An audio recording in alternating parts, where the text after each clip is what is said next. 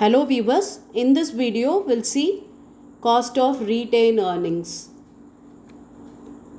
Before we go into the problem, we'll see what is this retained earnings. Retained earnings are the accumulated amount of undistributed profit. Okay, it belongs to the equity shareholder. It is the profit which is not distributed to the shareholders, but it belongs to the shareholder. Okay, and this provides the major source of financing, expansion and diversification of projects. Okay, this is a major source of finance. If these were distributed to the shareholder, they would have reinvested them in the same firm by purchasing its equity and earn out of it. Okay, if it is distributed to the shareholders, they will again invest the shares. Okay, invest in the shares and they will start earning out of the shares, and thus this is equal to the equity shareholder. Okay, the cost of retained earnings is the same as that of cost of equity capital. Okay, and the cost of retained earning do not involve the payment of personal income tax and as well as the flotation cost. It will not involve this flotation cost and personal income tax.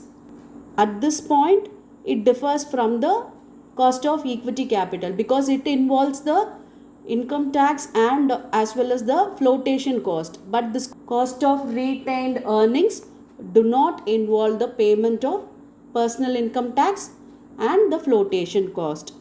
Okay, are you clear? Yes. Now we'll see the formula to calculate this cost of retained earnings.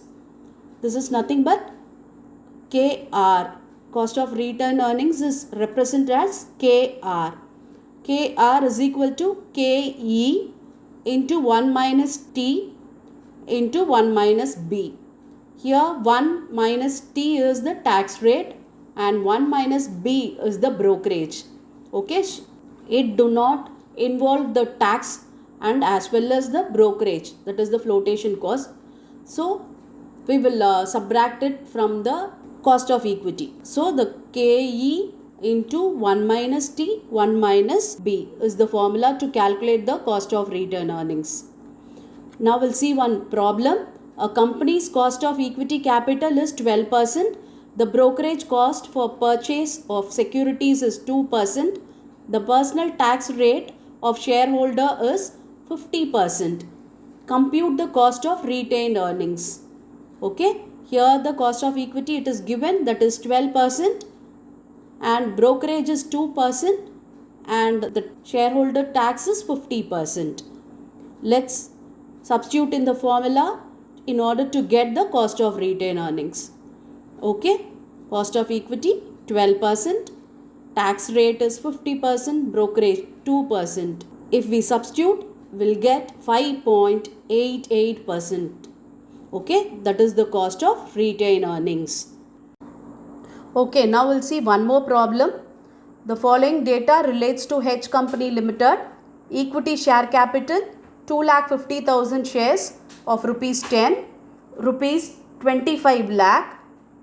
Profit after tax 22,50,000. Current market price of equity share rupees 120. Calculate the cost of equity capital. And the next question is, what is the cost of retained earnings if the average personal tax rate of the shareholder is 40% and the brokerage cost for new investment is 2%. Okay, in this problem we have to find out the cost of equity.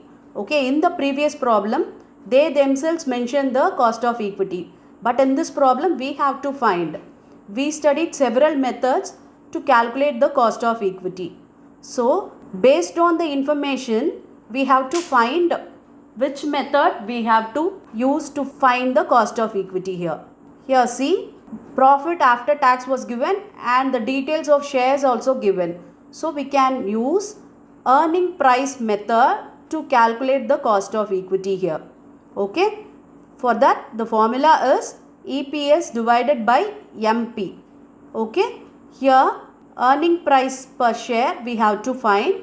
For that, profit after tax divided by number of equity shares. Profit after tax is 22,50,000 and number of shares here is 2,50,000.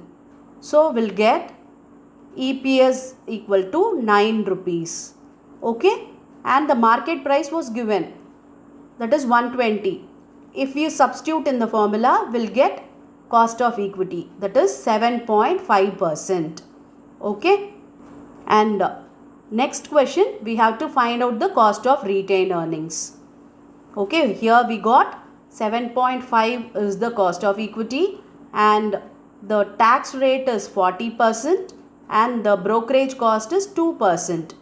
So if we apply it in that formula, we'll get cost of retained earnings 4.41%. Okay. If in any problem cost of equity is given, we can take that and apply it in the cost of retained earning formula. If not, we have to find out the cost of equity. For that, we have several methods. Based on the information, we have to decide which method to follow to calculate this cost of equity. Okay, that is the thing you have to remember here. Okay, I hope now you understand to calculate the cost of retained earnings when cost of equity is given and when we have to find out the cost of equity. Okay, and I have given you a small 2 problems for you to practice.